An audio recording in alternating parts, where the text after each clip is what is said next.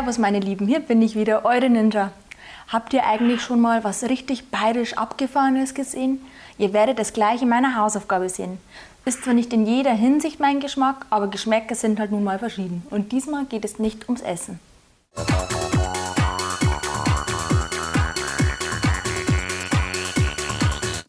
Jetzt kommen wir erstmal zur Lösung von der letzten Hausaufgabe. Da habt ihr ja ein Video gesehen, wo ein Koch ein typisch bayerisches Gericht auf Englisch vorgestellt hat, mit bayerischem Akzent. Und ich habe euch gefragt, um welches Gericht handelt es sich denn hier? Hier ist die Lösung. Wow, that was easy. Mushroom stew with white bread dumplings, Schwammerlgulasch mit Semiknödel. I hope you enjoyed the show. Have fun cooking this very great delicious meal. Let's have a look how it feels and looks like. The dumpling, the mushroom stew, and of course it's perfect with a white wine.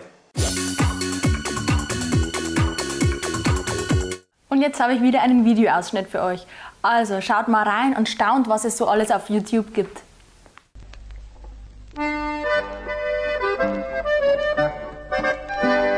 Grüß euch und willkommen bei einer neuen Folge von What the Fuck ist Bayerisch.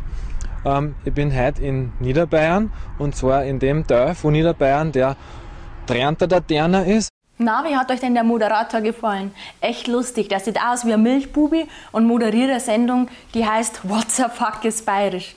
Also verrückte Sachen gibt's. Aber jetzt kommen wir zur Hausaufgabe.